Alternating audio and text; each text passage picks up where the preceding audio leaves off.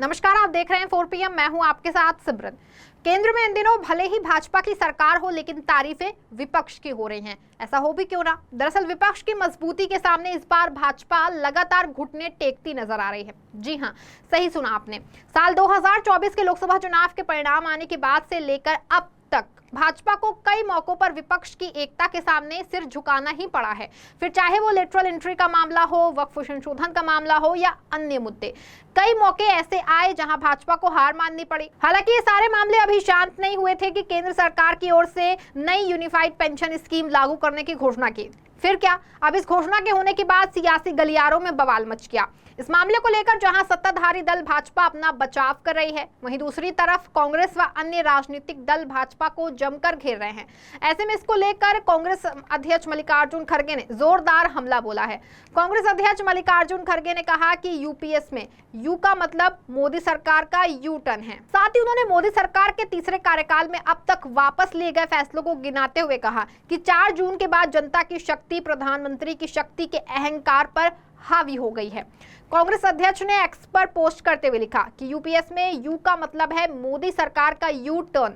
4 जून के बाद जनता की शक्ति प्रधानमंत्री की शक्ति के अहंकार पर हावी हो गई है। खड़गे ने लिखा, long term capital gain indexation के संबंध में बजट में रोल बैक, वक्फ बिल को जेपीसी को भेजना, ब्रॉडकास्ट बिल को वापस लेना, लेटरल एंट्री का रोल बैंक इसके उदाहरण है। अब जवाबदेही सुनिश्चित करते रहेंगे और 140 करोड़ भारतीयों को इस निरंकुश सरकार से बचाएंगे। इससे पहले शनिवार को प्रधानमंत्री मोदी की अगुवाई में कैबिनेट में केंद्र सरकार के कर्मचारियों के लिए यूनिफाइड पेंशन स्कीम लागू करने की मंजूरी दी। यूपीएस की घोषणा करते हुए केंद्रीय मंत्री अश्विनी वैष्णव ने बताया कि कर्मचारी की मौत की स्थिति में उसके जीवन साथी को एक सुनिश्चित पारिवारिक पेंशन प्रदान की जाएगी। साथ ही पेंशन पर महंगाई राहत भी मिलेगी, जिसकी समय समय पर महंगाई के हिसाब से गणना होगी। यूपीएस में कर्मचारियों का योगदान 10% और सरकार का योगदान 18.5% रहेगा। कई विपक्ष शासित राज्यों में पुरानी पेंशन योजना लागू की गई है। लोकसभा चुनाव में भी पुरानी पेंशन योजना लागू करने का मुद्दा गरमा रहा था। यही कारण है कि लोगों की नाराजगी को देखते हुए सरकार ने एनपीएस की जगह यूपीएस लागू करने का फैसला किया है। ना सिर्फ खड़गे बल्कि विपक्ष के कई नेताओं ने इस मामले को लेकर के मोदी सरकार पर निशाना साधा है। ऐसे में एकीकृत पेंशन योजना को लेकर कांग्रेस नेता उदित राज ने बीजेपी पर हमला बोला। उदित राज ने क्या कुछ कहा, आप खुद ही सुन लीजिए। नहीं, मांग तो पुराने ओल्ड पेंशन सिस्टम का था, ये नया तीसरा लाया है इन्होंने। ये तो न्यू पेंशन सिस्टम लाई थी बीजेपी। अब इसका जब विरोध हुआ और चुनाव हारे, और जो चुनाव अभी जम्मू एंड कश्मीर हिमाचल का हो रहा है, सॉरी हरियाणा का हो रहा है, उसको देखते हुए इन्होंने किया है। जो ओल्ड पेंशन सिस्टम के कर्मचारी नेता हैं, 10-12 जो प्रमुख हैं, उनसे मेरी बात भी हुई है और उनका फ़ोन भी आया है, उनकी चिंता भी हमारे तक पहुंची है। उनका ये कहना है कि अब यूनिफाइड पेंशन स्कीम में सैलरी, कर्मचारी के सैलरी का 10% कंट्रीब्यूशन होगा और सरकार अपने तरफ से 18.5% कंट्रीब्यूट करेगी। कुल मिला के 28.5% बनता है।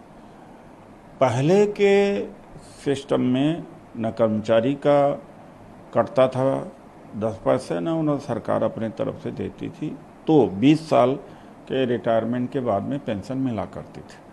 अब यह है कि 25 साल रिटायरमेंट होगा तब मिलेगा 50%, जो लास्ट ड्रॉन सैलरी है 12 महीने का जो औसत निकाला जाएगा, और जो कर्मचारी का जो डिडक्शन होता है हर मंथ 10% होगा। तो कुल मिलाकर के मूर्ख बनाने का कार्य किया गया है। वो संतुष्ट नहीं है। हालांकि पार्टी अध्ययन कर रही है, अध्ययन करके देखते हैं कि क्या पर्सपेक्टिव आया, जो मैं सोच पाया हूँ।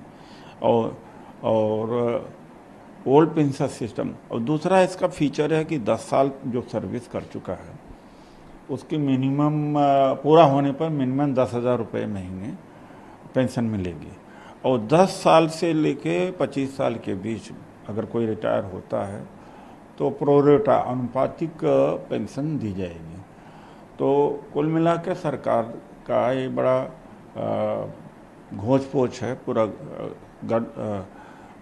कन्फ्यूजन है इसके अंदर। लेकिन जो स्टेक होल्डर्स हैं और जिनसे बात सरकार ने किया है वो सरकार के लोग हैं, लेकिन जो मेन स्टॉक होल्डर हैं 23 लाख कर्मचारी हैं वो खुश नहीं है इससे, उनके नेता खुश नहीं है। प्रथम दृष्टया मुझे यही फील। ऐसा नहीं है कि सिर्फ कांग्रेस के नेता भाजपा को घेर रहे हैं, बल्कि यूनिफाइड पेंशन स्कीम को लेकर राजद नेता मनोज झा ने भी अपनी प्रतिक्रिया दी। उन्होंने क्या कुछ कहा है आप इस वीडियो में देखिए। एज रिलैक्सेशन की वजह से लेंथ ऑफ सर्विस अक्सर कम हो जाती है।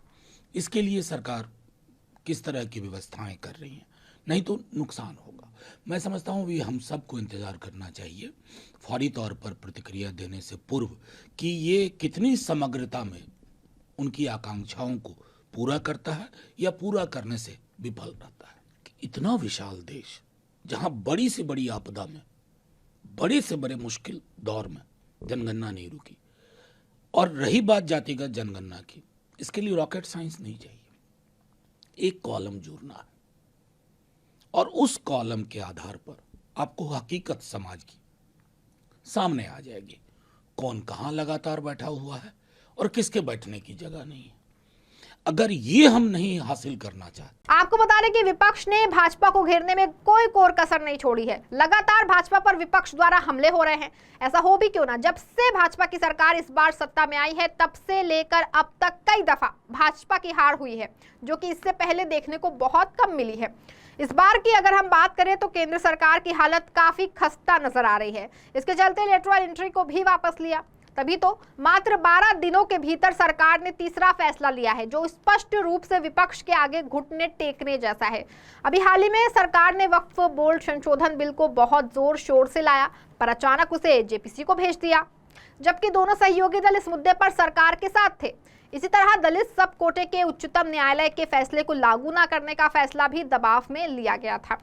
गौरतलब है कि विपक्ष के सामने मोदी की हार का नजारा पूरा देश देख रहा है। तभी तो मोदी सरकार एक के बाद एक फैसले वापस लेती जा रही है। ऐसे में इसकी विस्तार से बात करें तो केंद्र की नरेंद्र मोदी सरकार पहले भी अपने फैसले पलट चुकी है या यू टर्न ले चुकी है। जिस समय भाजपा की पूर्ण बहुमत की सरकार थी, तब भी पहले कार्यकाल में नरेंद्र मोदी सरकार ने भूमि अधिग्रहण कानून में बदलाव का बिल वापस लिया था।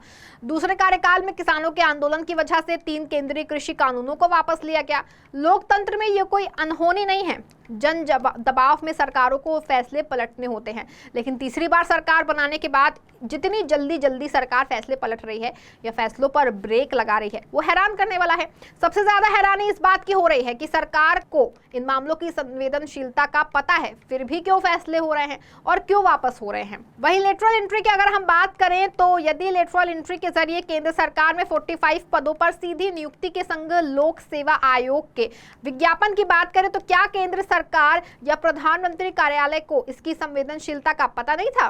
क्या अधिकारी को और खुद पीएम मोदी नहीं जानते थे कि इस समय आरक्षण का मुद्दा तूल पकड़े हुए है और अगर बिना आरक्षण के 45 पदों पर बहाली होती है तो इसका विरोध होगा? निश्चित रूप से सबको इसकी संवेदनशीलता का पता था। फिर भी 17 अगस्त को नियुक्ति का विज्ञापन निकला, 3 दिन तक इसका विरोध हुआ और फिर 20 अगस्त को कार्मिक मंत्रालय ने विज्ञापन वापस लेने के आदेश दिए।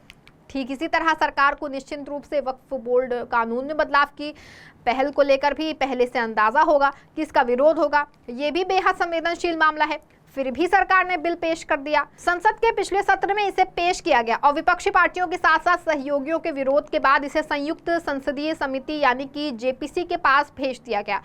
उससे भी पहले सरकार ने ब्रॉडकास्ट रेगुलेशन बिल का मसौदा तैयार किया था, जिसे सभी संबंधित पक्षों यानी कि मीडिया समूहों को दिया गया था, लेकिन वो भी रहस्यमय तरीके से वापस हो गया।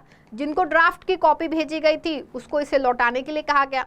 इस मामले में भी सरकार को पता था कि अभिव्यक्ति की आजादी का मामला उठेगा, जिस पर सरकार पहले से बैकफुट पर है, फिर भी इसका मसौदा बंटवाया गया। ऐसे में सवाल कई उठते हैं कि क्या सच में मोदी सरकार अब कमजोर हो चुकी है, जिसकी वजह से बार बार विपक्ष के सामने भाजपा को झुकना पड़ रहा है, बार बार यू टर्न लेना पड़ रहा है। अगर सच में ऐसा है तो मोदी सरकार डर गई है।